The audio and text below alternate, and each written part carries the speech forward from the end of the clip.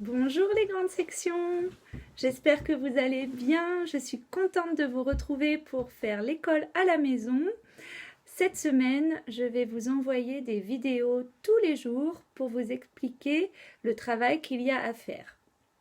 Ce que je vous demande les enfants, c'est d'essayer de faire le mieux possible, de bien vous appliquer. Et si c'est difficile, papa ou maman ou la grande sœur ou le grand frère peuvent vous aider. Mais on fait le mieux qu'on peut. D'accord? Je compte sur vous les enfants. Alors, on va commencer le travail ce matin par un dessin pour Myriam. Parce que le 28 avril, Myriam, elle a eu 6 ans. Ça y est, elle a fêté son anniversaire et on ne pourra pas fêter son anniversaire en classe. On ne pourra pas manger un gâteau, chanter la chanson. Donc on va faire un dessin pour Myriam pour montrer qu'on pense quand même à elle et qu'on est content qu'elle ait eu son anniversaire. Donc je vais demander aux enfants de faire un beau dessin sur une feuille avec un feutre pour dessiner et les crayons de couleur pour colorier. Ou des feutres pour dessiner et des crayons de couleur pour colorier. Voilà, donc je vous laisse commencer les enfants. Quand vous avez fait votre beau dessin pour Myriam, vous pouvez revenir à la vidéo. Là, vous pouvez faire une pause. C'est bon, le dessin est terminé? Alors, en haut du dessin, ici en haut à droite, vous allez écrire votre prénom en attaché. Et quelque part sur le dessin, là où il y aura de la place, vous écrirez pour P ou R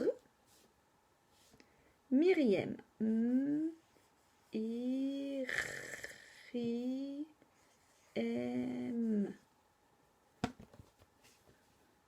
Pour Myriam.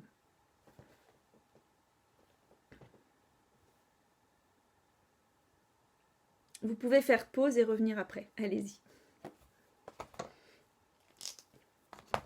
Voilà pour le premier travail de ce matin. Le deuxième travail, c'est un jeu de mathématiques. On va jouer au jeu de Lucky Luke. Alors, Lucky Luke, c'est un cow-boy qui tire plus vite que son ombre au pistolet. Alors, nous, on n'a pas des vrais pistolets, mais on va prendre nos doigts. Si je vous dis 6, qu'est-ce que vous me montrez avec vos doigts, les enfants? Voilà, 6. 6, c'est 5 et 1. Attention, je vais dire un autre nombre, mais à chaque fois, on doit montrer ses deux mains. Si je dis 2, ça, c'est perdu. Ça, c'est gagné. Parce qu'on a montré sur nos deux mains. On a fait 2 avec 2 mains. Si je dis 3, ça, c'est perdu. Ça aussi, c'est perdu. C'est 3, mais il n'y a qu'une seule main.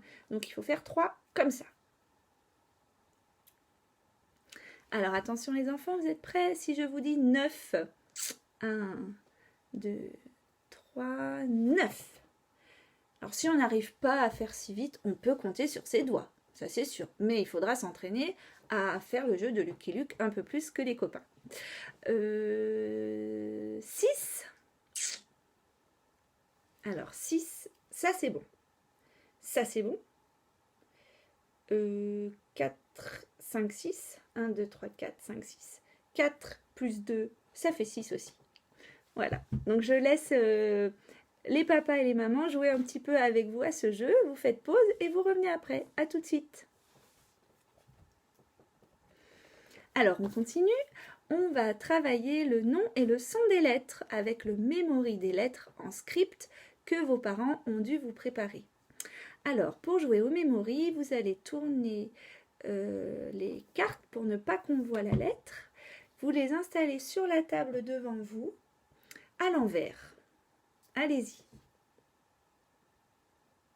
Une fois que tout est installé, il faut retourner 2 cartes. Si c'est les mêmes, on les gagne. Et si ce n'est pas les mêmes, on les remet à l'envers. Et c'est à papa ou à maman de jouer. Alors, pour les parents, quand vous allez jouer à ce jeu, s'il vous plaît, vous dites ou vous demandez à votre enfant comment s'appelle cette lettre, le nom de la lettre, quel son fait la lettre, et vous dites un mot qui commence par cette lettre. Par exemple, Si je retourne le B, je demande à mon enfant ou je lui dis s'il n'y arrive pas. C'est le B. Il fait B. Par exemple, comme dans bouche, ou bébé, ou bol, ou bateau. On peut trouver des mots qui commencent par ce son-là. Et après, c'est à l'autre joueur de jouer. Alors allez-y, vous pouvez commencer le jeu. Attention les enfants, si vos parents vous laissent gagner, je vais les gronder. Tout le monde doit essayer de gagner. Et les enfants, si vous ne gagnez pas la partie cette fois-ci, vous la gagnerez peut-être une autre fois. Ce n'est pas grave. Allez, je vous laisse jouer. Vous pouvez faire pause. Alors, on continue le travail. Alors, c'est un travail qu'on commence pour le CP. Alors, pour les sons, à l'école, on a déjà appris à dire tous les sons qu'on entend dans un mot, les enfants. Mais pour le CP, les maîtresses, souvent, elles utilisent aussi une autre façon où on coupe les mots en gros morceaux. Alors, c'est plus facile de couper les mots en gros morceaux que comme nous on sait déjà faire en tout petits morceaux. Mais je vais quand même vous montrer, on va s'entraîner. Au tout début, c'est peut-être un peu difficile, mais dans 2 ou 3 jours, vous serez des champions. Vous verrez que vous y arriverez très bien. Alors, je vais faire un exemple avec vous. On va dire le mot moto. Moto, vous connaissez tous les sons qu'on entend dans moto. Allez, dites-moi. On entend O, O, et après T, O, T, O. On a donc 4 sons. Ça, on sait le faire. Eh bien, on va apprendre aussi à couper en gros morceaux. Je vais taper dans mes mains les gros morceaux du mot moto. Moto. 2 morceaux. Alors, je vais faire comme ça sur mon ardoise. Moto. Et ce que j'ai tracé là, ça s'appelle des syllabes. Les syllabes, c'est des morceaux de mots.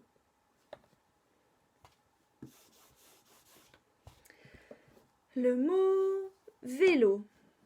Nous, on sait, c'est V et L O. D'accord. Mais si on coupe en gros morceaux et qu'on parle comme un robot qui coupe les mots en petits morceaux, alors le mot vélo, on dira vélo. Vélo. Encore 2 syllabes. Essayons avec un autre mot. Éléphant. On y va? Et les fans. 3 gros morceaux. Et les fans. Il y a 3 syllabes dans le mot éléphant. Mais nous, on sait qu'il y a plein de petits mots, de petits sons dans ces syllabes. Et, l, et, en. Hein, il y a plein de petits morceaux. Mais là, on coupe en gros. On fait facile. Alors, les parents, je vais vous laisser faire d'autres mots avec vos enfants. Par exemple, bulle, bulle. Ah, il y a des mots qui ont une seule syllabe, bulle. Sac, sac. Ordinateur, là, il en aura beaucoup. Ordinateur, il a 4 syllabes. Vous faites ça maintenant ou vous faites ça plus tard dans la journée, au repas. On dit les syllabes de ce qu'on est en train de manger. Si on mange des saucisses, on dit saucisse. Quand on se brosse les dents, on peut dire combien il y a de syllabes dans lavabo. Lavabo, il y a 3 syllabes parce qu'on a 3 gros morceaux de mots. Voilà, je vous laisse faire ça au moment que vous voudrez dans la journée. Et de toute façon, on va le faire toute la semaine pour que petit à petit, votre enfant réussisse à taper les syllabes des mots, c'est-à-dire les gros morceaux de mots. Voilà, j'espère que j'ai été claire. Vous le faites maintenant et vous faites pause ou vous le faites plus tard, c'est comme vous voulez.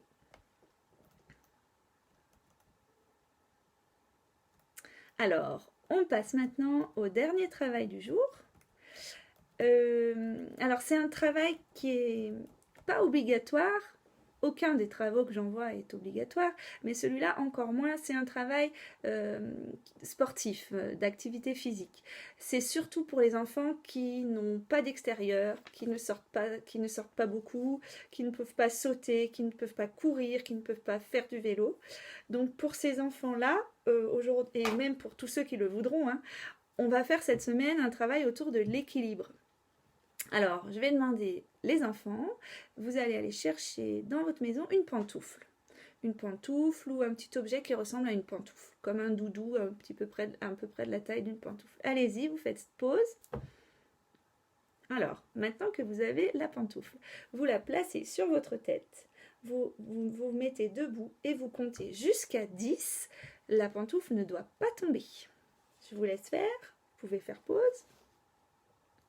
Alors, si vous avez réussi à faire tenir la pantoufle sur votre tête, placez-la sur votre coude, sur votre épaule ou sur votre genou et comptez jusqu'à 10.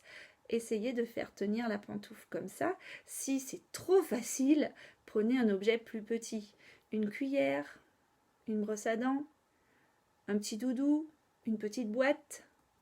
Et ça sera certainement plus difficile. Et si c'est encore facile, vous allez les enfants, placer l'objet sur vous et vous allez traverser le salon sans faire tomber l'objet.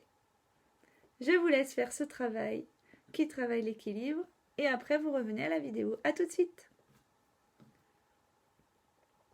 Et bien voilà, c'est la fin du travail pour aujourd'hui. J'espère que ça s'est bien passé pour vous, que vous avez compris ce que je proposais, les enfants, et que les parents ont réussi à faire le travail avec les enfants sans problème. Si vous voulez, vous m'envoyez des photos de vous en train de faire le travail, je vous répondrai directement en vidéo demain. Et vous pouvez aussi faire passer des messages aux copains si vous avez envie. Moi, je lirai vos messages aux copains. Voilà, bonne journée à tous et à demain.